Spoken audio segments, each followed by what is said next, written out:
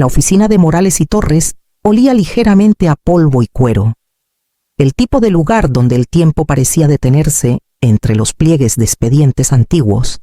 Me senté rígida en una silla de cuero gastada, con las manos entrelazadas en el regazo.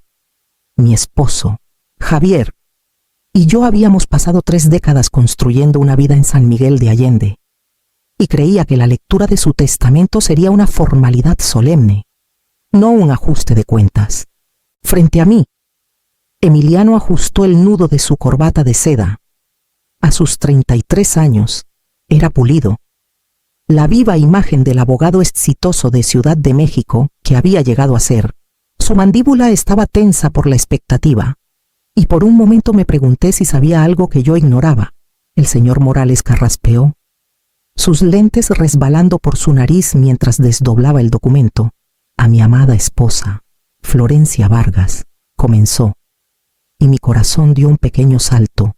Le dejo la cabaña en el camino del arroyo, en las afueras de Valle de Bravo, con todo su contenido. Las palabras se asentaron lentamente. El camino del arroyo, esa vieja cabaña de casa en las montañas, un lugar que evitábamos desde hacía años porque era inhabitable. Miré a Morales, segura de que había leído mal, pero continuó. A mi hijo, Emiliano Vargas, le dejo la residencia familiar en San Miguel de Allende, junto con todas las cuentas bancarias, inversiones y la suma de 9 millones de pesos. El aire se desvaneció de la habitación. 9 millones de pesos. La casa que había cuidado durante 25 años, todo lo que construimos juntos, desaparecido en un suspiro. Debe haber un error, murmuré. Emiliano se recostó. Una leve sonrisa tirando de la comisura de su boca. Sus ojos, fríos y triunfantes, se encontraron con los míos. No hay error, mamá. Papá sabía exactamente lo que hacía. Morales me miró con algo parecido a lástima, pero su voz se mantuvo firme. Los términos son claros, señora Vargas. Su esposo fue explícito. Salimos en silencio. El sol de abril brillando contra las ventanas como si se burlara de mi ceguera. Había confiado en Javier completamente. Nunca dudé de su lealtad. Y ahora caminaba junto a un hijo que apenas podía ocultar su satisfacción. Al llegar al estacionamiento, los zapatos lustrados de Emiliano resonaban con confianza en el pavimento, mientras los míos parecían tropezar. Él ya imaginaba un futuro de abundancia, y yo me quedaba con una cabaña que se desmoronaba en la tierra. El viaje de regreso a San Miguel fue silencioso, pero podía sentir su entusiasmo creciendo como el calor, presionándome hasta que se volvió insoportable. La casa en San Miguel siempre había sido mi ancla. Cada crujido de las tablas del suelo, cada foto en la repisa llevaba pedazos de mi vida con Javier. Pero al día siguiente de la lectura del testamento, ya no se sentía mía. Emiliano estaba en la sala, su chaqueta de traje colgada en el respaldo de una silla, como si ya fuera dueño de cada centímetro. Necesitas desalojar para la próxima semana, dijo, su tono casual, como si hablara de una fecha límite de trabajo. Me quedé helada, aún sosteniendo la taza de té que había servido esa mañana. Desalojar esta ha sido mi casa durante 25 años. No titubeó. Y ahora es mía. Tienes la cabaña. Te las arreglarás. Su voz se endureció al añadir: vete a vivir con los marranos, pobre vieja. Las palabras cortaron más hondo que el testamento mismo. Mi propio hijo, el niño al que cuidé durante fiebres invernales, ahora me hablaba como extraño. Dejé la taza antes de que mi mano traicionara mi temblor. Esa noche comencé a empacar. Doblé ropa en 2 maletas, cuidadosa de elegir solo lo imprescindible. Cuando alcancé el juego de té de porcelana que mi madre me había dado, Emiliano apareció en la puerta. Eso no, dijo con frialdad. Era mío mucho antes que esta casa. Respondí. Se queda. Viene con la herencia. Sus ojos se entrecerraron, desafiándome a resistir. Dejé el juego en el estante, mi pecho apretado por la humillación. Cada objeto que tocaba, sentía como otra parte de mí que se desvanecía. Fotos, los libros de Javier, Incluso el kilt que cosí el año en que nació Emiliano, empaqué en silencio mientras él rondaba cerca, asegurándose de que no tomara nada que considerara valioso. La 7ª mañana, llevé mis maletas por las escaleras. Emiliano se apoyó en el marco de la puerta, desplazándose en su teléfono, apenas reconociéndome. Cuando pasé, levantó la vista y dijo: «Trata de no hacer el ridículo allá afuera. Nunca supiste vivir sola». Pasé junto a él, el viento de abril cortante contra mi rostro, y cargué las maletas en mi viejo Volkswagen. El camino de entrada se sintió más largo que nunca. Con cada paso, la casa detrás de mí se reducía a algo irreconocible. Ya no un hogar, sino un recordatorio de todo lo que había perdido. Encendí el motor y me dirigí hacia el camino del arroyo, el camino que me llevaría a la cabaña que no había visto en décadas.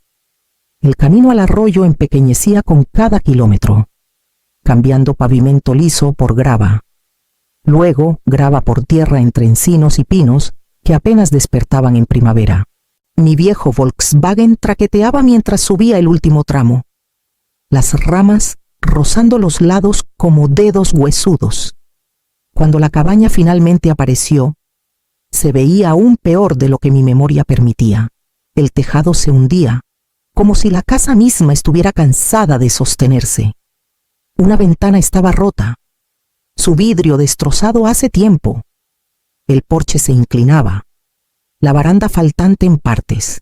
Javier había heredado el lugar de su padre, pero siempre lo descartamos como demasiado costoso para reparar, demasiado lejos del pueblo para ser útil.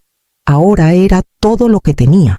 Empujé la puerta con el hombro, y una ola de moho y humo de leña me golpeó. Partículas de polvo flotaban en la luz pálida, posándose en tablas deformadas que crujían bajo mi peso, sin plomería, sin electricidad, solo una estufa oxidada en la esquina y un colchón devorado por ratones. Aún así, dejé mis maletas. El eco de su golpe respondió con silencio. Esa noche, extendí una manta vieja en el suelo y me quedé mirando por un agujero en el tejado. Las estrellas brillaban en el cielo, frías e indiferentes. Me envolví más en la manta, pero el frío se metió en mis huesos. El sueño no trajo consuelo, solo recuerdos. Emiliano a los 7, jadeando por otro ataque de asma mientras yo velaba junto a su cama, contando sus respiraciones hasta el amanecer. Emiliano a los 12, molesto por perderse partidos de fútbol porque insistía en que llevara su inhalador. Emiliano a los 18, cruzando el escenario de graduación, con un traje que compré de segunda mano, su rostro brillando de orgullo, mientras yo aplaudía hasta que me dolieron las manos. Había renunciado a una carrera que amaba, enseñar historia en el colegio comunitario, para estar en casa cuando él me necesitara. Javier dijo que era lo mejor, que nuestro hijo necesitaba estabilidad. Acepté, creyendo que el sacrificio era el lenguaje del amor. Ahora, el niño alrededor del cual construí mi vida me había desterrado. Las lágrimas rodaron por mis mejillas, empapando el borde de la manta. Por primera vez desde la muerte de Javier, lloré sin contenerme, el sonido rompiéndose contra las paredes vacías, pero bajo el dolor quedaba una chispa terca. No dejaría que la crueldad de Emiliano me terminara. Cuando amaneció, la luz pálida se derramó sobre el suelo arruinado. Me senté y miré el tejado hundido con nuevos ojos. Si esta cabaña era todo lo que me quedaba, encontraría una manera de hacerla sostenerse de nuevo. Los días en el camino del arroyo se difuminaban en un ritmo de tareas y silencio. Barrí el polvo de las esquinas, tapé grietas con trapos y acarreé agua del arroyo, pero el peso más duro no venía del trabajo, venía del teléfono que ya no sonaba. Al principio, pensé que el duelo explicaba el silencio. Luego, Clara Mendoza, mi vecina del camino, pasó con un pay y ojos inquietos. Emiliano ha estado hablando, dijo suavemente. Dice que armaste un escándalo en la oficina del abogado, que intentaste agarrar papeles y tuvieron que detenerte. Mi garganta se apretó. No había alzado la voz ni una vez en esa oficina. Pero la mentira encajaba demasiado bien en la imagen que él quería pintar. Una semana después, mi prima Lorena llamó. Su tono frágil. Tal vez sea mejor que dejes ir el dinero. Florencia, no se ve bien. Seguir así. Seguir así. No había pedido un solo peso más allá de lo que era mío, pero ya me habían marcado como codiciosa. Pronto, las llamadas cesaron por completo. Las invitaciones a cenas dominicales y cumpleaños desaparecieron.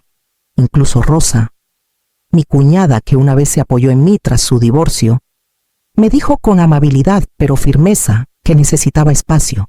La historia de Emiliano había llegado a todos. La viuda convertida en amargada, desesperada, aferrándose a lo que no era suyo. Cada silencio cortaba más profundo que el anterior. Podía soportar las noches frías, el hambre que me roía cuando los víveres escaseaban. Pero la idea de que mi propia familia creyera que había perdido mi dignidad me vaciaba. El exilio se había extendido más allá de estas montañas, me había seguido hasta los lazos de sangre que alguna vez pensé inquebrantables.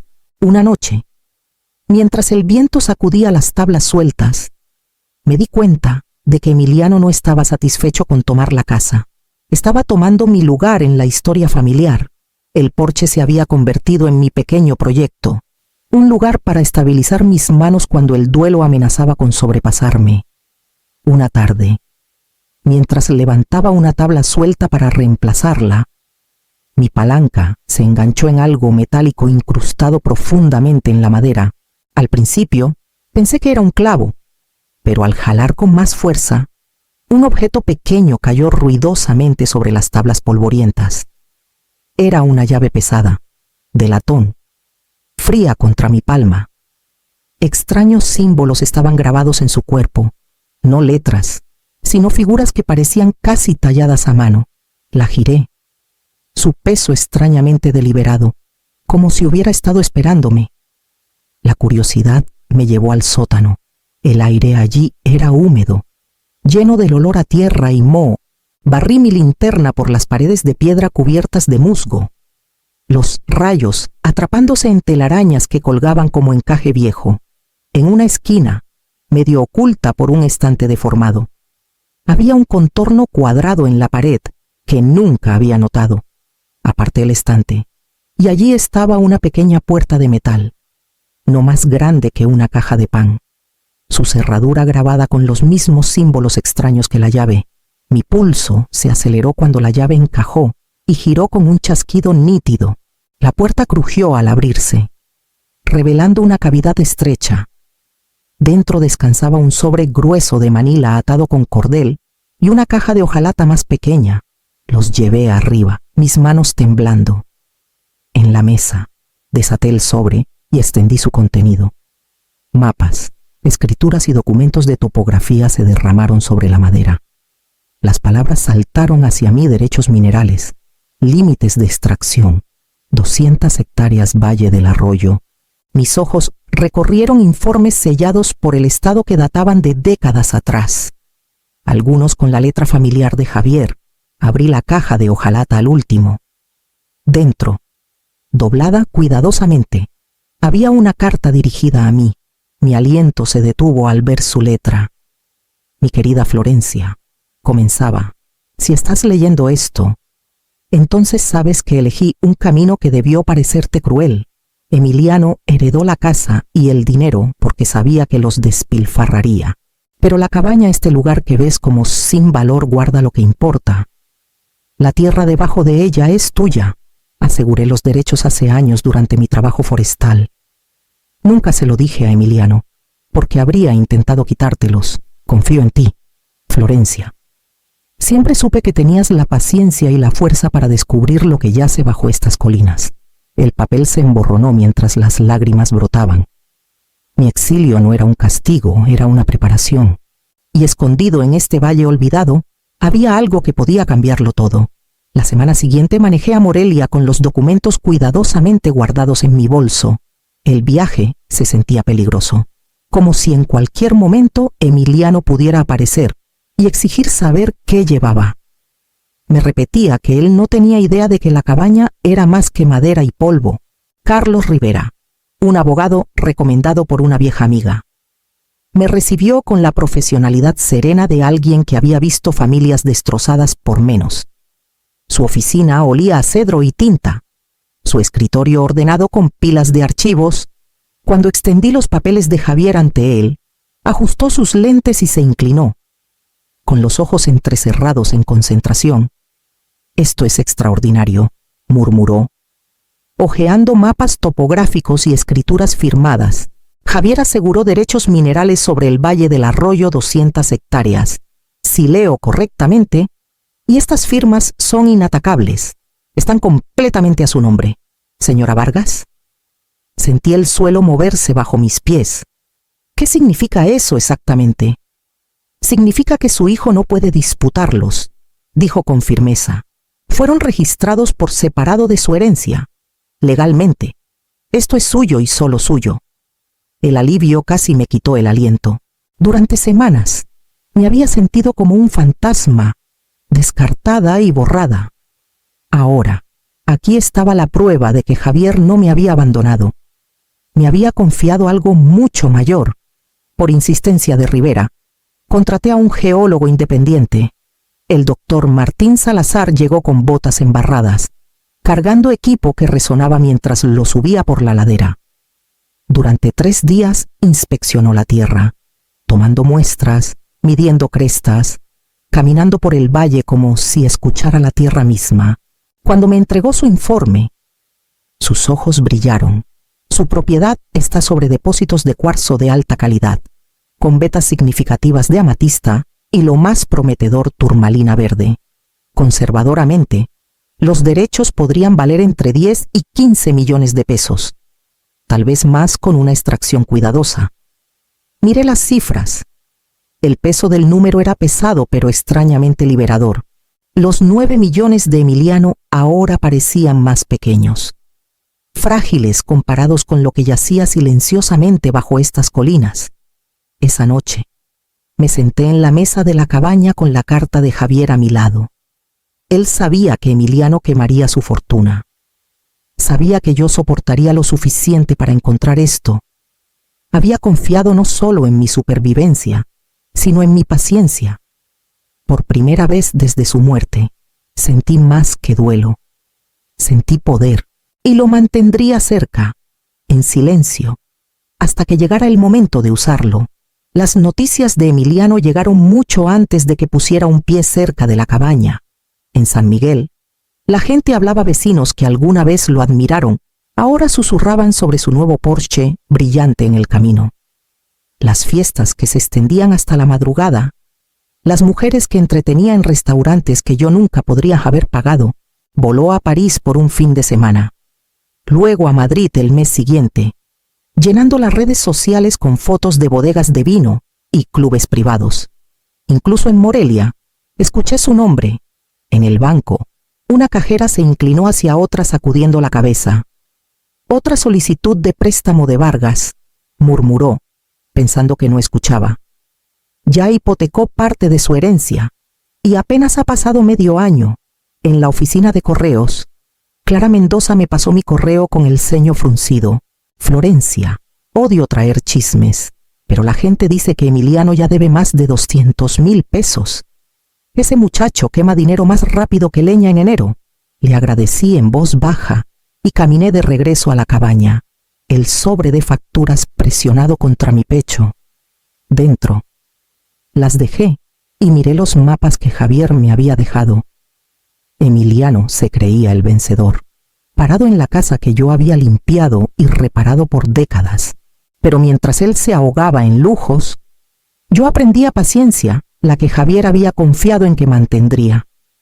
La ironía no se me escapaba. Mi hijo, que una vez me acusó de no contribuir, se estaba vaciando con deudas que no podía pagar, y yo, la viuda descartada, tenía el único activo que él no podía ni tocar ni imaginar. Era solo cuestión de tiempo antes de que su mundo brillante comenzara a romperse, y sabía a dónde vendría cuando lo hiciera. El sonido de llantas sobre grava rompió la quietud de la tarde. Miré por el marco torcido de la ventana de la cabaña y vi un sedán maltrecho avanzando por el camino. Desaparecido estaba el Porsche brillante que alguna vez fue el orgullo de Emiliano. Este coche parecía prestado, cansado y fuera de lugar. Salió lentamente, con los hombros encorvados, sus trajes caros cambiados por una camisa arrugada que colgaba suelta en el cuello. Por un momento solo se quedó allí, mirando la cabaña como si pudiera tragárselo. Luego tocó, más suave de lo que nunca le había oído. «Mamá», dijo cuando abrí la puerta, su voz cruda. «Necesito tu ayuda». Crucé los brazos. «Dejaste claro que ya no era tu problema». Tragó con dificultad, los ojos desviándose al suelo. «Las cosas se han complicado. Debo 400,000 pesos. Si no pago pronto, lo perderé todo: mi casa, mi carrera. Por favor, te lo suplico». Una tormenta de sentimientos se alzó en mí. Rabia porque se atreviera después de echarme. Tristeza porque hubiera caído tan bajo.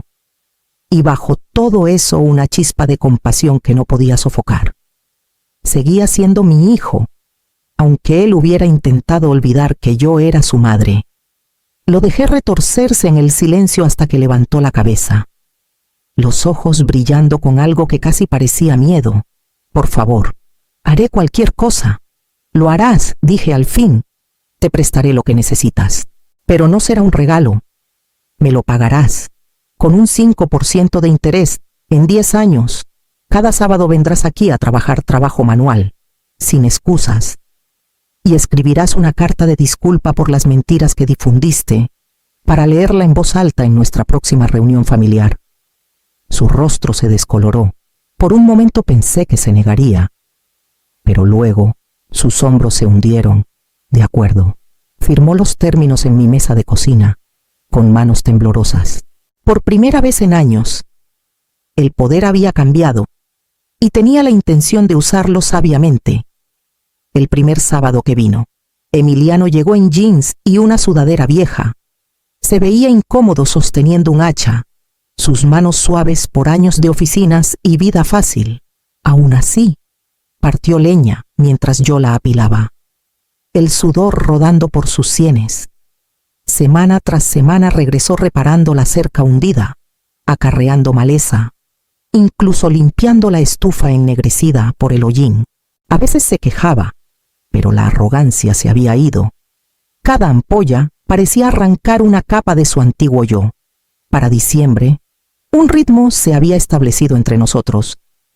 Trabajábamos en silencio la mayoría de las veces, pero el silencio ya no se sentía como distancia. Era como si la tierra misma le estuviera enseñando lo que ninguna charla podría. En Nochebuena, la familia se reunió en la casa de mi hermana en Morelia. No había visto a muchos de ellos desde que las historias de Emiliano los volvieron contra mí. Rostros que alguna vez desviaron la mirada, ahora me estudiaban con curiosidad cautelosa. Emiliano se paró frente a ellos sosteniendo una hoja doblada, su voz temblorosa. «Necesito decir la verdad», comenzó. «Mentí sobre mi madre. Nunca atacó a nadie. Nunca pidió dinero. Dije esas cosas para proteger mi orgullo, pero lo único que hice fue destruir su reputación. Ella sacrificó todo por mí, y yo le pagué con crueldad». La sala quedó en silencio, roto solo por el crujido de su papel. Cuando terminó, nadie habló por un largo rato. Luego Lorena, que alguna vez repitió sus mentiras, cruzó la sala para tomar mi mano.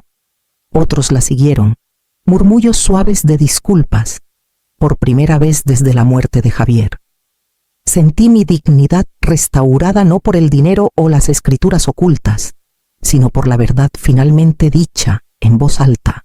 Cuando nos fuimos esa noche, Emiliano caminó detrás de mí, los hombros inclinados. Ya no el vencedor, sino el penitente.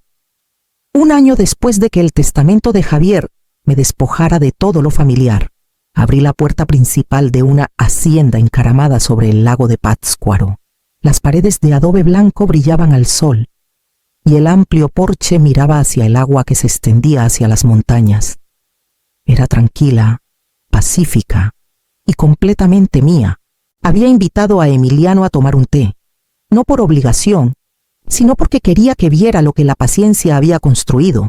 Cuando llegó, bajó de un sedán modesto, viéndose más pequeño de lo que recordaba. Sus ojos se abrieron al contemplar la casa. «Mamá», susurró. «¿Cómo? ¿Cómo es esto posible?» Serví el té lentamente, dejando que el silencio se asentara entre nosotros antes de responder. «¿Recuerdas la cabaña que pensaste que era un castigo? Tu padre sabía lo que hacía. Los derechos minerales bajo el valle del arroyo valían más que todo lo que te dejó». Emiliano miró fijamente, la boca entreabierta pero sin palabras. Se dejó caer en una silla, el asombro suavizando los bordes afilados de su rostro. «Despilfarraste 9 millones en menos de un año». Continué suavemente, pero yo esperé, escuché, y usé lo que él me confió sabiamente. Esta casa no es solo ladrillo, y madera es la prueba de que la disciplina sobrevive a la arrogancia. Bajó la mirada, y por una vez no quedó desafío. En ese silencio no sentí necesidad de regodearme. La verdad era suficiente. Mirando hacia el lago, pensé en Javier. Nos conocía demasiado bien el hambre de Emiliano por triunfos fáciles y mi voluntad terca de soportar. La riqueza, me di cuenta, nunca estuvo en los números. Estaba en la fuerza para sobrevivir a la traición y aún así levantarse. Y esa era una herencia que nadie podía quitarme.